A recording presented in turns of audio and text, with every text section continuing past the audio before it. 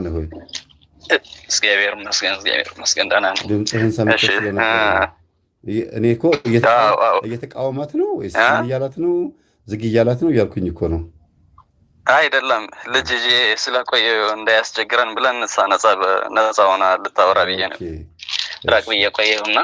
እሺ ምን ነው ያየሁ ህልም ትላንት ሌሊት ነው እና ብዙ አላስተውሰውም፣ ግን አባቴ ማለት ነው ካረፈ 5 ዓመቱ ነው። ግን ትናንት ያየሁት ህልም ትንሽ ህፃን በነጠላ አዝሎ እኛ ደግሞ ተሰብስበን ምናምን ዝም ብሎ ያየናል። እና ሌላ ተጨማሪ ነገር ነበረው፣ ግን ላስታውስ አልቻልኩም። ይሄን ትንሽ አሳሰበኝና እናንተ ነው የሚያችሁ? እናንተ ተሰብስባችሁ? አዎ እኛ ተሰብስበን እሱ ደግሞ ትንሽ ህፃን አዝሎ በነጠላ አድርጎ ያየናል። እኛም ዝም ብለን እናየዋለን። አዎ አሉ በህይወት አባትህ? በህይወት አሉ ወይ አባትህ? አይደለም የሉም። ከሞተ 5 ዓመቱ ነው። አዎ ህፃን ማዘል በህልም ትልቅ ትርጉም ነው ያለው። የእናንተ ልጅነታችሁ እንድታስተውሉ በ40 እና በ80 ቀን የተጠመቃችሁትን ነገሮች እንድታስቡ ማድረጋቸው ነው። በህልም ህፃን ማዘል በጣም ትልቅ ትርጉም ያለው። ስለዚህ ወንድማማቾች ተነጋግራችሁ እሳቸው ያሉበት መከራ እሳቸው ያሉበትን ችግር እንዳትቀምሱ የልጅነታችሁን ጉዳይ አስቡ ነው። ሌላው ህፃን ልጅ ማዘል ወይም የህፃን ልጅ ምግብ መብላት በህልም ትልቅ ትርጉም ያለው፣ ወይም ደግሞ አባት ፊት ለፊት ሆኖ ልጅ አዝሎ እናንተን ሲመለከት ማየት። ራሳችሁን እዩ፣ ተመልከቱ። ወደኋላ ወደ ልጅነት ወደ ማንነታችሁ ተመለሱና ነገሮችን አገናዝቡ። በጣም ብዙ የተበለሻሹ ነገሮች አሉ። መንፈስ ቅዱስም ጭምር ነው ህፃን ልጅ በህልም ሲታይ። ግን እንደ ህፃን ልጅ የምንፈታው ምንድን ነው? አመለካከታችን፣ አስተሳሰባችንን ነው። ያን የሆነ ልንንከባከበው የሚገባ አንድ ማንነት አለን። የሆነ ልታስበው የሚገባ የሆነ ነገር አለ ማለት ነው። እንክብካቤ የሚያስፈልገው በእናንተ ህይወት ላይ እንክብካቤ የሚያስፈልገው የሆነ እንትን አላችሁ። ራሳችሁን ቼክ አድርጉ ማለት ነው። እሺ መምህሬ፣ እሺ በጣም አመሰግናለሁ። እሺ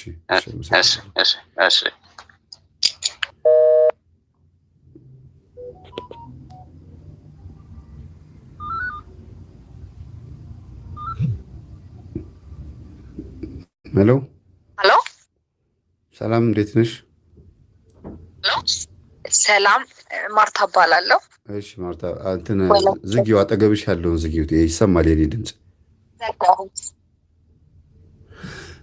ምዕመናን ለተስላሴ ነው ስም። እሺ ኔትወርክ ዘግቶብኝ ነው እንጂ ሌላ ነገር አለን። ባለፈውም ራሱ አንዲት ልጅ ስለ ማን ስማቸው ስለ አባ ዮሐንስ ነው ምናምን እያወራችኝ እያለ ስልክ ተዘጋባት።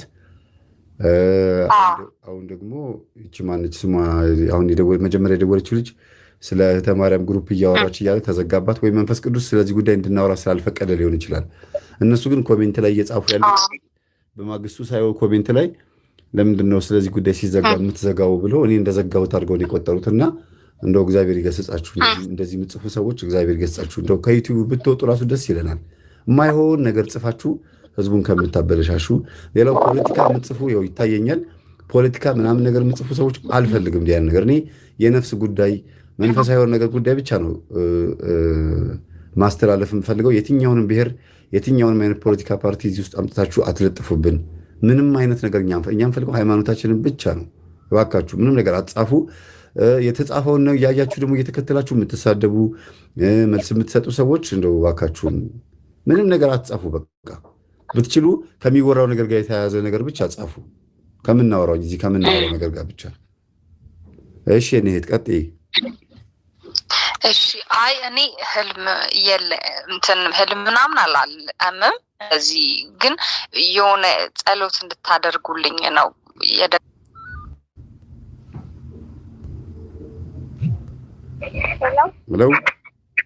ሄሎ ሰላም እንዴት ናችሁ? አጠገብሽ ያለውን ዝጊው እባክሽን። አጠገብሽ ያለውን መጀመሪያ ዝጊው። ዘጋሁት። ድምፅሽ ርቋል። ኢርፎኑን ንቀዩና ድምፅሽ ርቋል። ሄሎ አቤት አሁንስ ይሰማል? በደንብ አሁን ሄርፎን አረኩት። ሄርፎን ካላደረኩኝ ስልኬ ድምጽ አይሰማም። እንደየስልኩ ባህሪ ነው። ልክ ነው። እሺ ሰላም፣ እንኳን በሰላም አገኘሁ። እንኳን ተገናኘን። እሺ ፎቶ ላይ ማይሽ የትኛው ነሽ? በግራ ወይስ በቀኝ ያለሽው?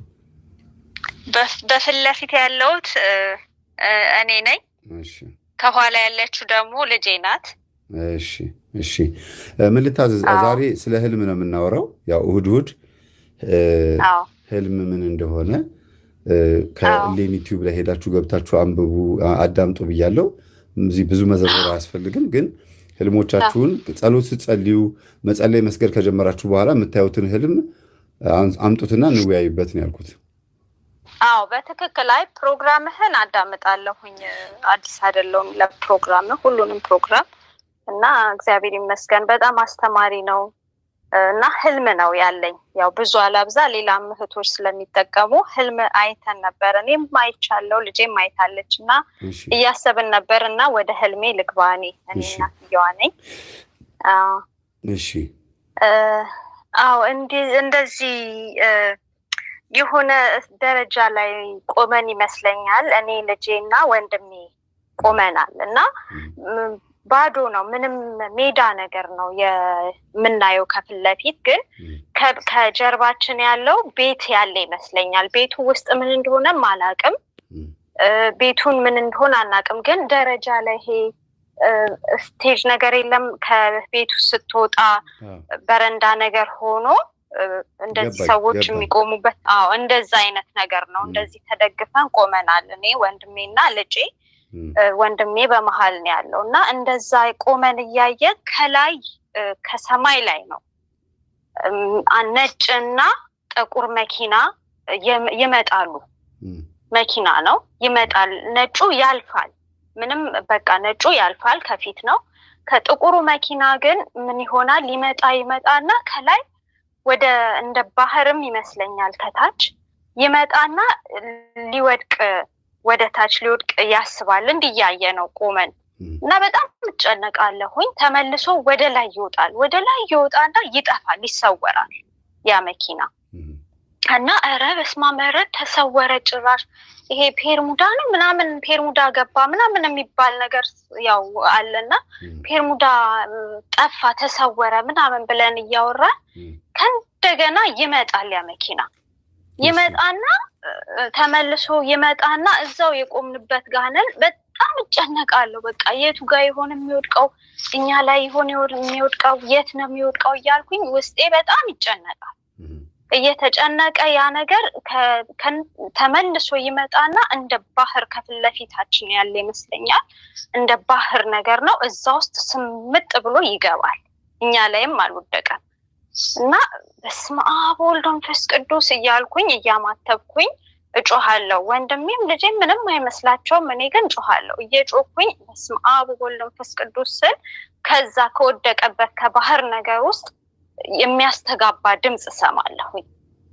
ያስተጋባል 3 እንደዛ በስመ አብ ወልድ እያልኩኝ እያማተብኩኝ እንትን ስል ያ ድምፁ በጣም እያስተጋባ ድጋሜ ነው ይሰማዋለሁኝ እና እንደዛ እያየን ወንድሜም ቆሟል፣ ልጄም እንደዛው ቆሟል። ምንም በቃ ከዛው ጋር ሳንትን ሳንል አልባነንኩም። እንደ ያ የወደቀው መኪና እንደ ሻማ ነገር ይሆናል። ይሄ ጥቁርና ግሬ ነገር ሆኖ እንደ ሻማ ጨርቅ ነገር ይሆናል እዛው ጋር። ከዛም ያው ባነንኩኝ። ቅድም እንደተናገርኩት መኪና በህልም ማየት በተለይ በአየር ላይ የሚበር ከሆነ መንፈሳዊ ስሜታችንና ስጋዊ ስሜታችን በጣም ተቀላቅሏል። በነጭ መኪና የተመሰለው ስጋችን መንፈሳዊ ስጋችን ነው። እሱ ዝም ብሎን ያለፈውና ዓለማዊ ስጋችን ግን በጣም ከባድ ጭንቀት ውስጥ መኖሩን ነው የሚያሳየው። አሁን ትርጉሙ ሊኖር ይገባ። አሁን በድሮ ጊዜ ሰረገላ፣ ፈረስ፣ ጋሪ ምናምን በሚለው ነበር የሚገለጽ። አሁን ደግሞ መኪና ነው። እንደየዘመናችን አይደል የሚያሳየን። ድሮ ወፍ ሲል አሁን ደግሞ አውሮፕላን ነው የሚያሳየን እና እንደየእንትኑ ነው እንደየጊዜያችን ነው የሚያሳየን። ስለዚህ ባህር በዓለም ነው የሚመሰለው። ወደ ባህር መውደቁ ባህር ይመስለኛል ያልሹ። ሌላው ይሄ ደረጃ ላይ መቆማችሁ ከኋላችሁ ቤት አለ፣ ከፊት ለፊታችሁ ደግሞ ሜዳ አለ ብለሽኛል። ደረጃ ላይ መቆምሽ መሀል ላይ እንሻለሹ ካለሽበት አቋም ከወረድሽ ከደረጃ መውረድ ማለት ከአቋም መውረድ ማለት ነው። ካለሽበት ደረጃ ብትወርጂ ከፊት ለፊትሽ የሚያጋጥምሽ ምን እንደሆነ እያሳየሽ ነው። እና ከኋላ ደግሞ ቤት ማየትሽ ደግሞ ያለሽበትን ወደኋላ ማንነትሽ እንድታስቢ ከፊት ለፊት መልካም ነገር ይገጥምሻል፣ ወይም ደግሞ ፈተናም ሊገጥምሽ ይችላል። በጣም ለምለም የሆነ መሬት ከሆነ መልካም ነገር ነው የሚገጥምሽ። ዝም ብሎ ለጥ ያለ አፈር እንትን የሆነ አጉል የሆነ ድንጋይ ኮረብታማ ምናምን ቦታ ከሆነ ደግሞ ፈተና ያለበት ነው። ግን ያም ሆኖ ከፊት ለፊት ሁለት መኪናዎች ሲመጡ አይተሽ አንደኛው መኪና ወርዶ ወደታች የተከሰከሰው ስጋዊ ፍላጎትሽ መንፈሳዊ ፍላጎትሽን አሸንፎት ችግር ውስጥ እንደምትገቢና የሆነ ፈተና እንደሚሆንብሽ ማሳያ ነው። በነፍስሽም በስጋሽም ፈተና የሚሆነው የስጋሽ ፍላጎት ነው ማለት ነው። ትክክል፣ እውነት ነው። አይ እውነት ነው ማለት ብዙ ጊዜ ውስጥ በራሴ ለራሴ መልስ ማጣባቸውም ነገሮች አሉ። ያው ከምሰማው ከትምህርቱ ማኳያ የመምህር ግርማም ፕሮግራም ተከታታይ ነኝ፣ ብዙ ረዥም ጊዜ ሆኖኛል እና ብዙ ፈተናዎች አሉ። ወደ አንድ ነገር ላይ መቆም እፈልጋለሁ እግዚአብሔር ቢፈቅድ፣ እንደኔ ሀሳብ ቢሆን በምታስተምሩት ትምህርት በእውነት በጣም ነው የምጓጓው። የሌሎችን ተጋድሎና የሌሎችን ብቃት ስሰማ ከተማሩት ነው፣ ያው እንደኔ ካዳመጡት ነው እዛ ደረጃ የሚደርሱት። ግን በቃ ከቤተሰብም ከተወለድኩበት ከቤተሰብም ችግር አኳያ ይሁን በራሴን ፈተና ይሁን እዛ ነገር ላይ ለመድረስ ለምንድን ነው የሚያቅተኝ እላለሁ። በእርግጥ እንደዚህ በጣም አምላኬን እያስቸገርኩኝ ለምን አልደረስኩም አይደለም። አለባበስ ላይ፣ አመጋገብ ላይ፣ ወይ ገንዘብ አያያዝ ላይ፣ የጸሎት ህይወትሽ ላይ ደካማ ጎኑ እሱ ነው መንፈሳዊ ህይወትሽ ላይ ከባድ ችግር የሚያመጣው። ነጩ መኪና መንፈሳዊ ህይወትሽና መንፈሳዊ ማንነትሽ ነው። ገባሽ? ዝም ብሎ ነው ያለፈው እሱ አይደለ? እሱ አለፈ። ይሄኛው ግን ሊወድቅ ፈለገና የት ይሁን የሚወድቀው እያልኩኝ እያሰብኩ እየተጨነኩ ሁለቱ እንዳልኩ ወንድሜና ልጄ ምንም አይመስላቸውም። እኔ ግን በጣም ውስጤ ይጨነቃል እና ተመልሶ ወደ ላይ ጠፋ በቃ። እና ይሄንን እንደዚህ እያልን እናወራለን። ፔርሙዳ ይሄ ተጠፋ ምናምን ወዴት እንደገባ ሳይታወቅ የሚጠፋ እንትን አለ አይደል? እንደዛ ጠፋ ብለን እያሰብን ከእንደገና ተመልሶ ይመጣና ሲመጣ በጣም ደግሞ በቃ እጨነቃለሁኝ። የት ነው የሚወድቀው? እኛ ላይ ይሆን ወይ የሚወድቀው? የት ነው የሚወድቀው እያልኩኝ በጣም እጨነቃለሁ። ምክንያቱም አወዳደቁ አመጣጡ ላይ እንደሚወድቅ ስላልገባኝ ከዛ በፊት ለፊታችን ባይዘው ስሜትም ነው። መኪና ነዳጅ ተሞልቶ ካልተነዳ አይንቀሳቀስም እና ሰው ራሱ ሆን ብሎ ስሜቱን ካላንቀሳቀሰ ከሰው ጋር ሊጣላ አይችልም። እና ስጋ ብቻ ሳይሆን ስጋዊ ፍላጎትና ምኞት፣ ስሜት የሚባሉትም ነገሮች ይወክላል።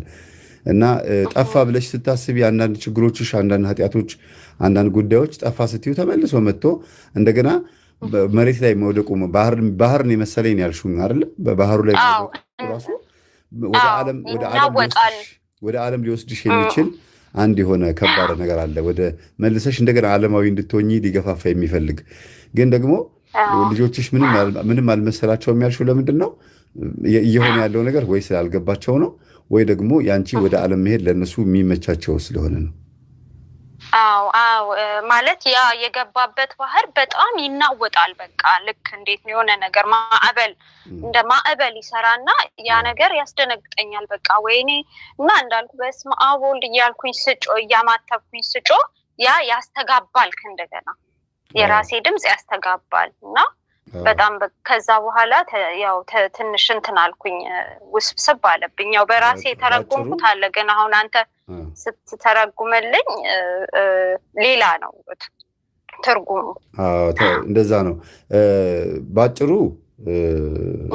ተርጉመሽው መደንገጥ ምናምን ሳይሆን ልታስቢበት የሚገባ ባህሪ፣ ጸባይ፣ እንዲሁም ደግሞ አካሄድ፣ ዓለማዊ የሆነ አካሄድሽን ማስተካከል አለብሽ። ዝም ብሎ የሚዘወር አይደለም መኪና ዝም ብሎ በራሱ አይሄድም። ማንኛውም ኤሌክትሪክ መኪናም አውቶማቲክም ይሁን በራሱ ጊዜ ተረካ አይደለም፣ ሰው ነክቶት ነው።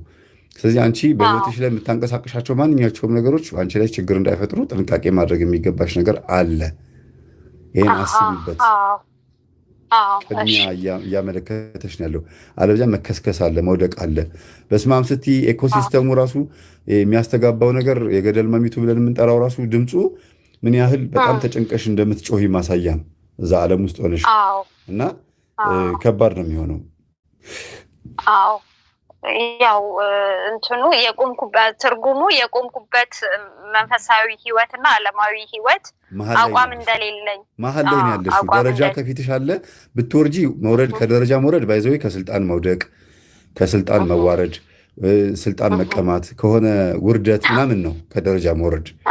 ደረጃ መውጣት ደግሞ እድገት ማግኘት፣ ከፍ ከፍ ማለት በጣም ጥሩ ነገር ነው። ቀጥሎ ከኋላሽ ቤት መኖሩ ደግሞ ከኋላ ልታዩ የሚገባ እንዲሆነ ትልቅ ጉዳይ አለ። ወደ ልብሽ ተመለሽ ነው። ቤት ብዙ ጊዜ በልብ ነው የሚመሰለው። በርም አለ ቤትም አለ። ያ ነገር መቼም ቤት ሆኖ በር የሌለው የለም እና ወደኋላ መለስ ብለሽ ማየት የሚገባሽ ነገር ሊኖር ይገባል። ወደ ልብሽ ተመለሽ እንደማለት ነው። አስቢበት አንዳንድ ጉዳዮች ላይ ማለት ነው። አይ እሺ መልካም። ያው ቤቱን ምን እንደሆነ ገብቼም አላየሁትም። ያው የቆምንበት ደረጃን ቤት እንዳለ ነው ከኋላ ያው ያወቅኩት የማስበው። ቤቱ ግን ምን እንደሆነ አላውቅም። ከደረጃም ግን አልወረድንም ሶስታችንም። እንትን ባዶ የሚመስል ከፊት ለፊት ስታዩ ምንም ችግር የሚፈጥር የሚመስል ሜዳ ነገር ነው ያየሽው። ግን ያ ቦታ ደግሞ ችግር ሲፈጠርበት ነው ያየሽው። እንደ ግሬ እንደ ጥቁር ነገር ሲከሰከስበት ምናምን ማየት፣ ባህር ማየት ብዙ ጊዜ መልካም መስሎ የሚታዩ ነገሮች ምንም ችግር የማያመጡ የሚመስሉ ነገሮች ችግር ሲፈጠርባቸው እናያለን። እና ቆም ብሎ ማሰቡ ጥሩ ነው። ወደኋላ ማየትም ቤት ወደ ተመሰለ ወደ ልቦናችን። ለምሳሌ በመጽሐፍ ቅዱስ ውስጥ በማቴዎስ ወንጌል 12:41 ላይ ዲያብሎስ ከሰው ከወጣ በኋላ ይላል ወደ በረሃ ሄድና ወደ ነበርኩበት ቤቴ ልመለስ ይላል። ወደ ነበርኩበት ቤቴ ልመለስ አለ እና ሲመለስ ግን ብቻውን አይመለስም። ቤት የተባለው ልቦና ነው። ልቦና ነው። በዚህ አጋጣሚ አንድ እህቴ የጠየቀችን ጥያቄ አለ። አባ ገብረ ኪዳን የአዲስ ኪዳንና የብሉይ ኪዳን መምህር በዩቲዩባቸው ላይ ሲያስተምሩ ሰይጣን የሰውን ልብ ማንበብ አይችልም ብለዋል እና መምህር እንዴት ነው አያነብም ወይ ብላ ጠይቃኛለች። በዚሁ ልመልስላት። ያው በዚሁ ተመሳሳይ ስለሆነ ነው። የሰውን ልብ ማንበብ ይችላል፣ በደንብ ነው የሚችለው። ምክንያቱም ዲያብሎስ አባታቸው ከሆነ ለልጆቹ የሚያደርጋቸው ነገሮች በሙሉ አለ። ጴጥሮስም ራሱ ጌታችንን ምን ብሎታል? አትሙትብን፣ አትሰቀልብን እያለ ከኋላ ሲከተለው ሂድ አንተ ሰይጣን የሰውን እንጂ የእግዚአብሔርን አታስብምና ብለዋል። ስለዚህ የሰውን ልቦና ማንበብ ይችላል፣ የእግዚአብሔርን ግን ማሰብ አይችልም። በልብ ውስጥ ያለውንም ሀሳብ ጴጥሮስ አንደበት ላይ ብቻ አለም ልብ ውስጥም ሆኖ ያሰበውን አውቋል። ወደዚህ ስንመጣ ደግሞ ወደ ነበርኩበት ቤቴ ልመለስ አለ ሲባል ዲያብሎስ ወደ ነበረበት ቤት ሲመለስ መቼም ቪላ ቤት አይደለም፣ ወይም ደግሞ ዋሻ አይደለም። የሰው ልብ ነው ቤት የተባለው። ብቻውን ደግሞ አይደለም የሚገባው፣ 7 እጥፍ ሆኖ ነው የሚገባው። ስለዚህ ወደ ልቦና ከገባ የደም ዝውውር አይደለም የሚያየው፣ ቬና ካቫ ወይም አኦርታ የሚባለውን የደም ዝውውር አይደለም የሚመለከተው፣ የሰውን ልብ ነው የሚያነበው። እና ያነባል ለማለት ፈልጌ ነው። ለምን እንደዚህ እንዳሉ ራሳቸውን ጠይቋቸው። አባ ገብረ ኪዳንን የሰውን ልብ ማንበብ በደንብ ነው የሚችለው። በመጽሐፍ ቅዱስ ውስጥ በጣም ብዙ ቦታ ላይ ሰይጣን በሰው ልቦና ውስጥ እንዲያውም ንጉሥ ዳዊትን ይላል። ንጉሥ ዳዊትን ሰይጣን አነሳሳው፣ በልቡም ገብቶ አነሳሳው፣ ህዝቡን እንዲቆጥር ወታደሩን ሰራዊቱን እንዲቆጥር አደረገው ይላል። ሰይጣንም በዳዊት ልብ ገባ ነው የሚለው። ስለዚህ ልብ ውስጥ መግባት ይሄን ለማለት ነው። አያይዤ ለመናገር ፈልጌ ነው። ሌላ ህልም? ልክ ነህ። ይቅርታ በዚህ ላይ ልጨምር ብዬ ነው። በልብ ውስጥ ያው ብዙ ስለመማር ከአንተም አንተ ልበልህ ይቅርታ፣ ከመምህራችን ከመምህር ግርማም የተማርኩት አለ። በልብ ይፈትናል። ይሄ ራሱ በልቤ ፈተና አለ እና በጸሎት በምቆም ሰዓት እየጸለይኩኝ ያው እድሉን ስላገኘው በዚሁ አጋጣሚ ልንገርህ። በጸሎት ሰዓት ቆመን ያው ከልጄ ጋር ነኝ አሁን የምጸልየው። እየጸለይን እያለ አንዳንድ ጸሎት ላይ ለምሳሌ እመቤታችን ድንግል የአንቀጸ ብርሃን ላይ አበሰራት እና ቅዱስ ገብርኤል አብስሯት ልትወልድ እንትን እንዳለች ያለውን ጸሎት ላይ በቃ ፈተና አለብኝ እንዳልከው ያው ተምሬያለሁም ግን እንዴት ነው ያንን ነገር ላሸንፈው የምችለው? እንደ እግዚአብሔር ፈቃድ ጾማለሁ፣ ያው እጸልያለሁ፣ ባስተማራችሁት እቀጠቅጣለሁ። ግን ይሄ ፈተና ሊላቀቀኝ አልቻለም።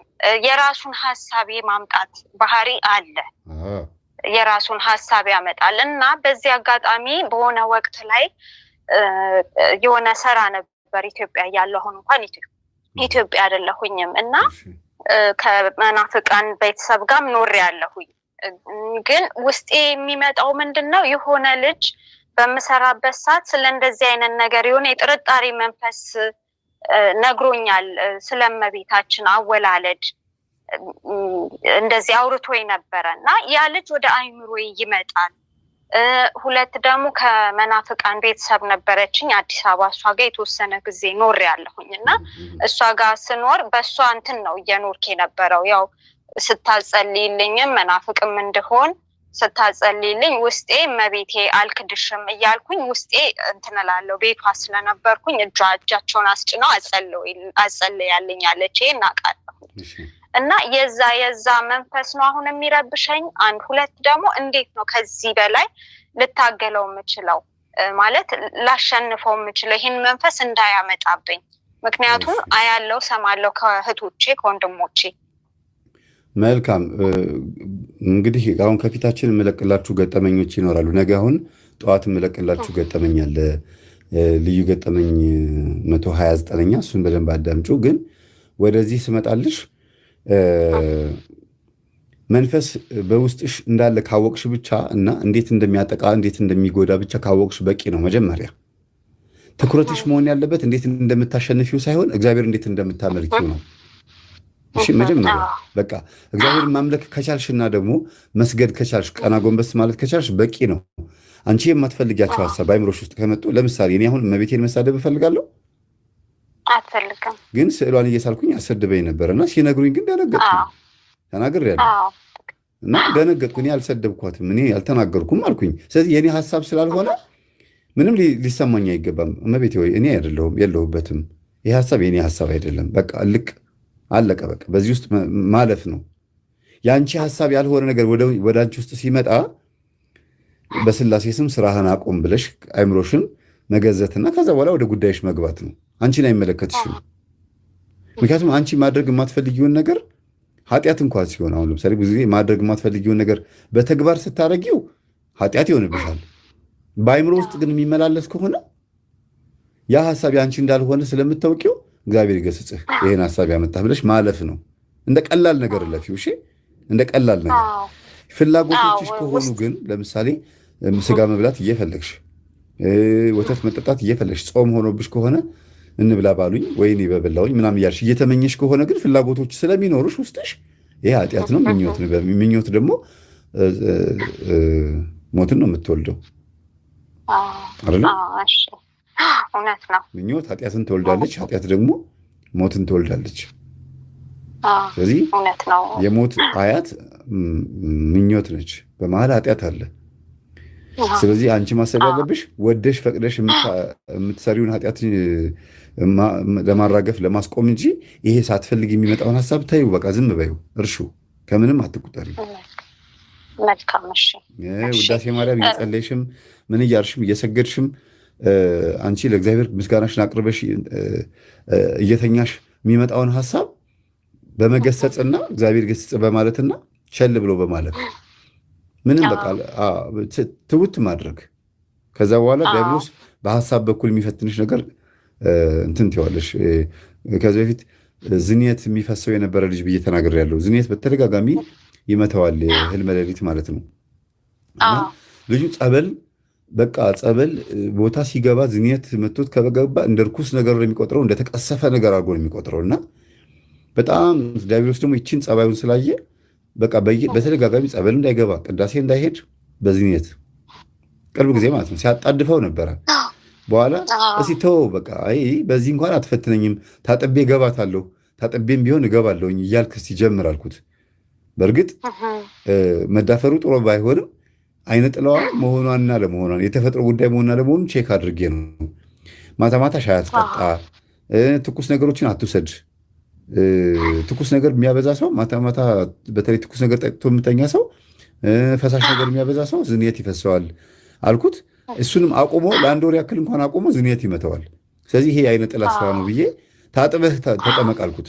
ታጥቦ መጠመቅ በጀመረ በሶስተኛ ቀኑ አቆመ። በቃ ይሄ ዝንየት የሚባለው ዓይነ ጥላዋ በኋላ በህልም ተገልጣ እኔ እኮ ይሄን ነገር ፈርተኸው በዚህ በኩል እየፈተንኩህ ነበረ፣ ወይኔ አሁን ነቃህብኝ አለችው። እና ምንድነው ሁልጊዜ ዲያብሎስ የሚያመጣቸውን ፈተናዎች ናቅ አድርገሽ በስላሴ ስም እግዚአብሔር ገስጽህ እያልሽ ስታልፊው ተነቅቶብኛልና በዚህ ላሸንፋት አልችልም ብሎ ይተወዋል ማለት ነው። ይሄን አድርጊ። አመሰግናለሁ ስለደወልሽ። እሺ በጣም አመሰግናለሁኝ። በጣም ነው የማመሰግነው። አሜን። እሺ መልካም ጊዜ። አሜን ባይ